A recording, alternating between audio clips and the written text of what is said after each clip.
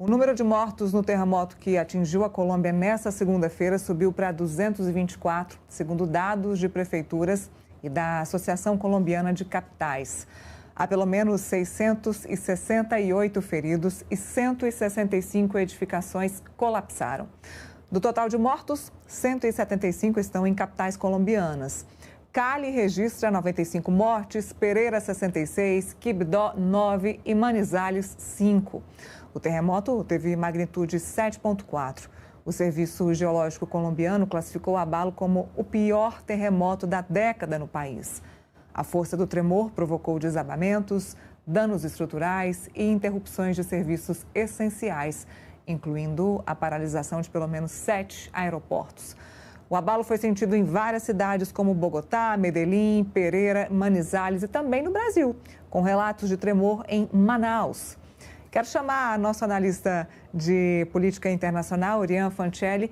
Oriane, muito bom dia. Já não sei se é bom dia, se é boa tarde. Boa tarde, muito boa tarde. Queria falar um pouquinho com você sobre isso e falar sobre governo. O que esse terremoto na Colômbia testa neste momento, que é o início do governo de Abelardo de La Espriella.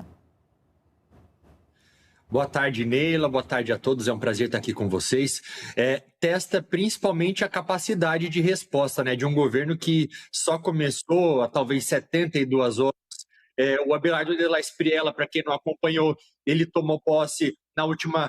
eu gostaria só de pedir se o pessoal puder tirar o retorno, porque eu estou ouvindo as vozes do estúdio aqui.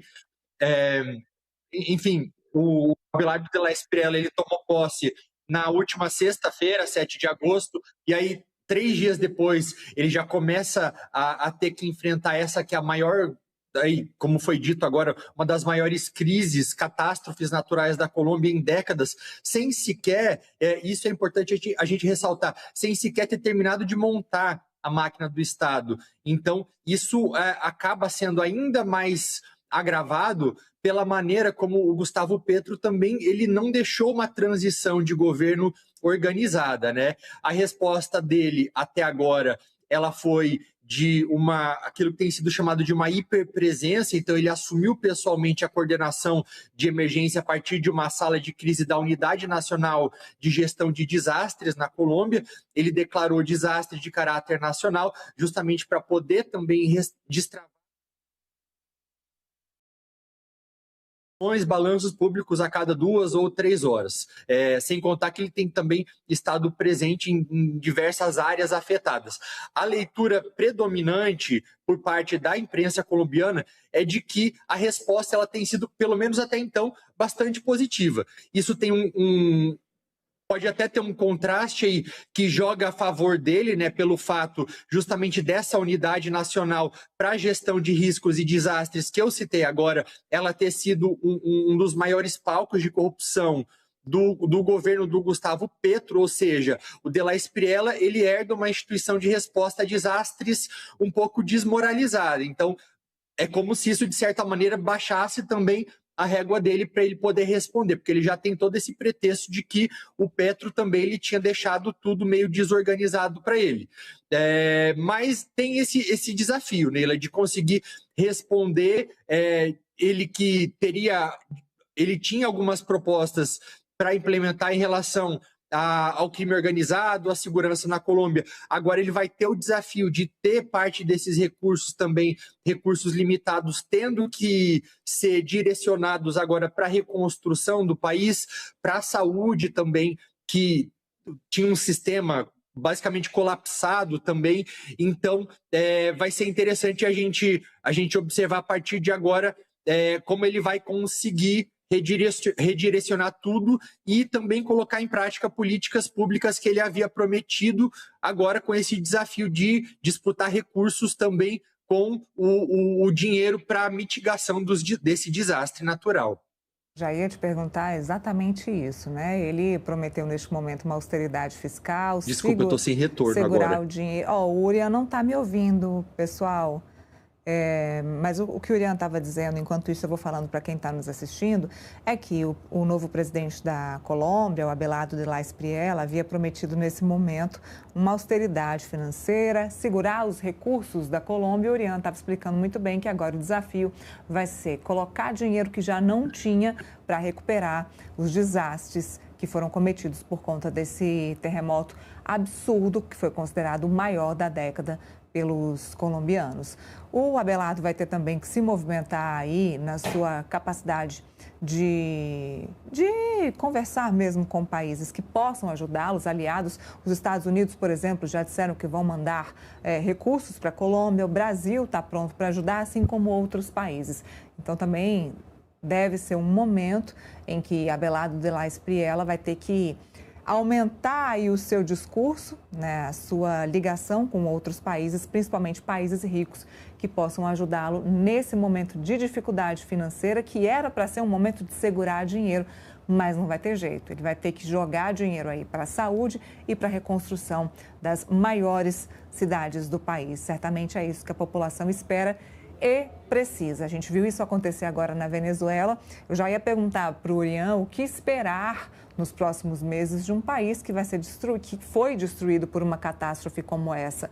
A gente viu a Venezuela há pouco tempo passar pelo mesmo problema e, de acordo com exemplos mais antigos, entender como é que um país pode se reconstruir não só nos prédios, nas edificações, nos tijolos e no cimento, se reconstruir mesmo na questão financeira e na questão de abalo estrutural e emocional de toda uma sociedade.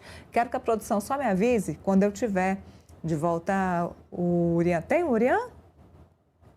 Muito bem, Urian. Então, a pergunta que eu ia te fazer era exatamente essa. Com essa austeridade fiscal, com essa falta de recursos, sem dinheiro e tendo que destinar o que tinha para a saúde e para a reconstrução do país, o Abelardo de la Espriella vai ter que manter aí uma negociação com outros países e tentar aí um financiamento, um empréstimo, dinheiro vindo de países mais ricos?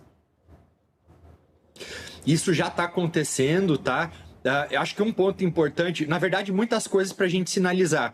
A primeira delas é que nesses momentos a gente vê o tanto que é importante você ter um governo, e aí a democracia ela acaba, inclusive, sendo um fator crucial nisso, né? Porque democracia você também tem uma transição de poder pacífica e, no caso, Gustavo Petro, a partir do momento em que ele inviabiliza esse processo de transição de governo, ele acaba atrapalhando, inclusive, na capacidade dessas instituições de responderem a esses desastres naturais.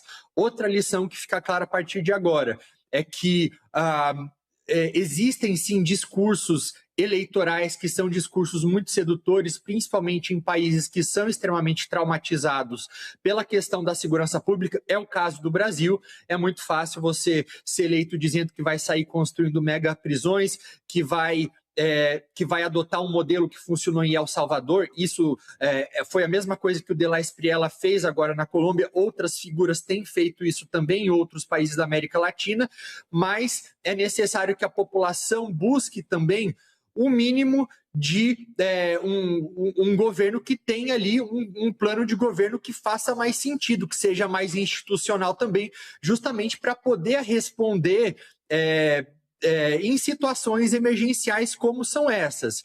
Agora, em relação à ajuda, os Estados Unidos já estão se movimentando. O governo Trump, ele inclusive, no dia da posse, ele anunciou uma ajuda de $1 bilhão para a Colômbia, com o objetivo de auxiliar nas questões de segurança, de combate ao crime organizado. Então, o que os Estados Unidos eles deixam claro já desde esse momento é que governos alinhados ao trumpismo na América Latina, eles vão estar numa outra posição. E aí o contraste com o Brasil ele fica muito claro, porque se de um lado você tem o Brasil, e aí que é um dos maiores parceiros comerciais dos Estados Unidos na região, um país com o qual eles têm um superávit comercial e mesmo assim sofre tarifas, sofre sanções individuais de autoridades brasileiras sendo penalizado. O que o governo Trump está dizendo agora é que quem tiver alinhado vai ser beneficiado de diferentes maneiras, seja com aquele auxílio de 72 horas atrás, de $1 bilhão, ou seja também com mais 15 milhões e meio de dólares que foram direcionados agora e anunciados também depois do terremoto para abrigos emergenciais, para alimentação, para proteção, para avaliação desses danos. Então, o contraste ele fica muito claro. E algo que vale a gente ressaltar também é que o comunicado que foi soltado pela Casa Branca, ele cita nominalmente o presidente de la Espriella, ou seja, não é uma ajuda que está indo apenas para a população colombiana, para o governo colombiano, mas para uma figura que é declaradamente alinhada ao presidente do Donald Trump. Esse é um recado muito poderoso que é mandado agora para todos os países da região e principalmente para o Brasil em um momento de ofensiva contra o governo brasileiro. Aproveitando o seu gancho, Urian, que você falou sobre o Brasil, hoje é dia de encontro do ministro e chanceler Mauro Vieira com o presidente da República, Luiz Inácio Lula da Silva. Na pauta, o tarifaço que foi imposto pelos Estados Unidos ao nosso país e também a questão da soberania, né? Vimos na semana passada ou na semana anterior, o presidente argentino Javier Milei aqui no Brasil, participando aí do encontro lá com o Flávio Bolsonaro e, de fato, atacando o presidente Lula de todas as formas. A gente viu, inclusive, a foto ontem, né? Marco Rubio também é um dos problemas para o presidente Lula. Foi divulgada uma foto ontem, aquela mesma foto de Nicolás Maduro sendo preso, com uma faixa nos olhos, com aquele moletom cinza, mesma foto sendo divulgada aí com a imagem do presidente Lula. Então, o presidente que se encontra hoje com o Mauro Vieira para discutir essas intromissões dos países de fora aqui no Brasil, discutir de fato a soberania, que vai sim ser assunto de eleição. Assunto importante, Urian, de fato o presidente Lula tem que se preocupar com isso?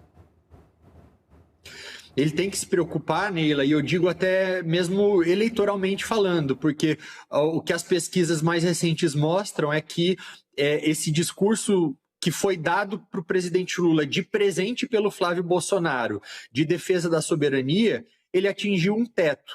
E é aquela história, né? Se em um primeiro momento as pessoas estavam se perguntando, o eleitorado brasileiro, quem causou toda essa crise e o principal responsável dá para dizer que é sim a família Bolsonaro, que até no ano passado, durante a primeira ofensiva tarifária, aquela de 50%, comemorou o que tinha acontecido com Eduardo autoexilado nos Estados Unidos, comemorando isso. Agora já não é mais o caso. As pessoas elas começam a se perguntar o que o governo atual está fazendo para resolver isso.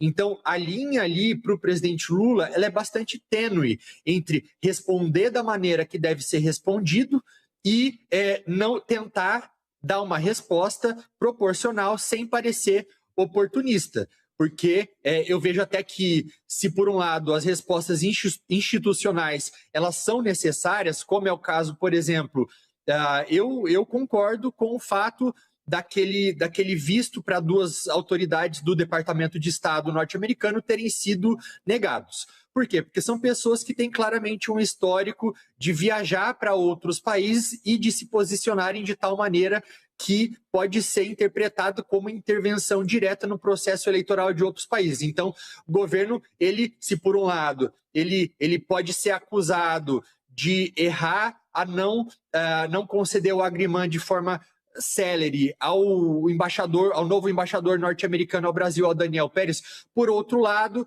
ele acerta em negar esse visto a duas pessoas que claramente viriam para cá para intervir no processo eleitoral. Agora, por outro lado, a partir do momento em que o presidente Lula faz um discurso, como nós observamos ao longo do fim de semana, atacando diretamente o Marco Rubio, dizendo que o Marco Rubio ele é um latino-americano frustrado, que ele odeia latino-americano, fazendo declarações dessa maneira, eu não vejo que isso acaba contribuindo para uma solução, por exemplo, na questão tarifária. Pelo contrário, é um discurso que tem um viés muito mais eleitoreiro. Então, eu acho que falta ele conseguir calibrar melhor essa resposta se ele não quiser ser visto ou interpretado como oportunista. Eu acho que precisa de um cuidado maior, porque, querendo ou não, ele não é apenas um candidato, ele é alguém que sim e vai até pelo menos até 1º de janeiro do ano que vem, ele vai ser o presidente do Brasil.